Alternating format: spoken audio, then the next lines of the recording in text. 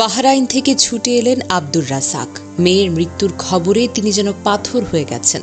শাহবাজপুরের বাড়ির উঠোনে পা রাখতেই তার বুকটা ফেটে বেরিয়ে এলো এক পিতা আর আকুতি। ময়না, আমার ময়না, বাবা তোর কাছে আইছে মা, একবার আমারে দেখতো। তার কান্নায় কেঁপে উঠল গ্রামের আকাশ বাতাস। শুধু রাজ্জাক মিয়া নন, চোখের জলে ভিজে গেছে পুরো শাহবাজপুর।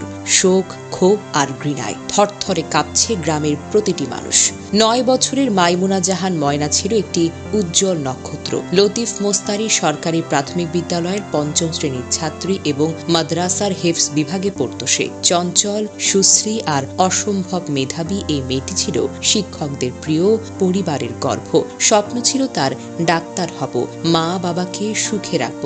কিন্তু শনিবার বিকেলে খেলতে বেরিয়ে আর ফেরেনি ময়না। পরদিন ভোরে হাবলিপাড়া জামে মসজিদের 2য় তলায় পাওয়া গেল তার নিথর দেহ। শরীরে নির্যাতনের চিহ্ন নিয়ে চিরতরে ঘুমিয়ে পড়েছে সে। সোমবার বাদ আসর শাহবাজপুর মাঠে ময়নার জানাজা হয়। বাবার অপেক্ষায় 12 ঘন্টা দেরি হলে হাজারো মানুষ এসেছিল।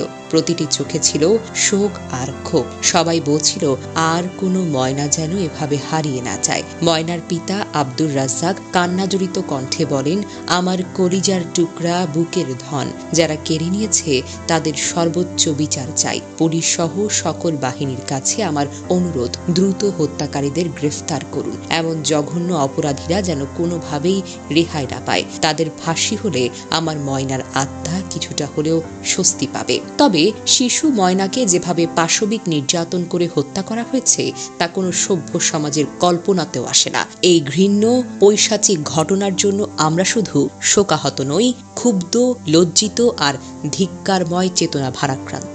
যারা একটি নিষ্পাপ শিশুর শরীরে হাত তুলেছে তারা আর্তনাদে তৃপ্তি পেয়েছে, আর শেষে মসজিদের মতো পবিত্র স্থানে লাশ ফেলে গেছে তারা মানুষ নয়, তারা রক্তচোষা নরপিশাচ, সমাজের কলঙ্ক, মানবতার শত্রু। আমরা ধিক্কার জানাই সেই সমাজ ব্যবস্থাকে যেখানে মাদক, নষ্ট চিন্তা আর বিকৃত মানসিকতার মানুষ বীরদর্পে ঘুরে বেড়ায়। শিশুরাও যেখানে নিরাপদ নয়।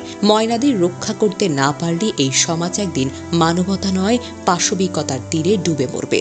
আজ শুধু শোক নয়, আজ বিচার চাওয়ার দিন নয়, বিচার আদায় করার দিন। ময়নার আত্মা যেন শান্তি পায়, তার খুনিদের ফাঁসি হোক জনসম্মুখে দৃষ্টান্তমূলকভাবে। জানা যায় ময়নার জন্য পুরো গ্রাম কান্নায় রোল পড়ে যায়। তারা এক নজর তাকে দেখতে হাজার হাজার মানুষ ছুটে এসেছে। কেউ বলেন, বাচ্চারা তো গতকাল আমার দোকানে এসেছে চিপস কিনতে। কেউ বলেন, আমার মেয়ের সাথে একই ক্লাসে পড়তো। শিক্ষকরাও ভেঙে পড়েছেন। সহপাঠীরা বলেন, ময়নার বেঞ্চটা ফাঁকা, ওর পাশে আর কেউ বসছে না। ফেসবুকে দেশ বিদেশ থেকে হাজারো মানুষ সমবেদনা জানিয়ে বিচার দাবি করেছেন। সকলেই বলছেন, এই পিশাচদের যদি দ্রুত ফাঁসি না হয় তাহলে আগামীকাল আরো কত ময়না যে হারিয়ে যাবে কে জানে।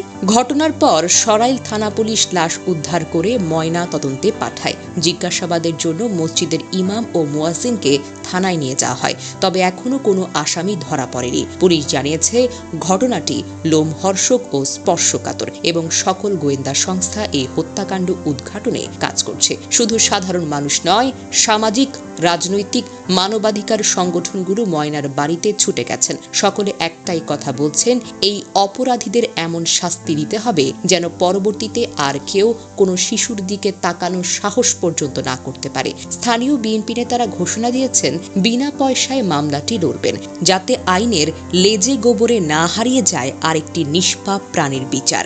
এই সমাজ কি আরেকটা ময়না হারানোর জন্য প্রস্তুত?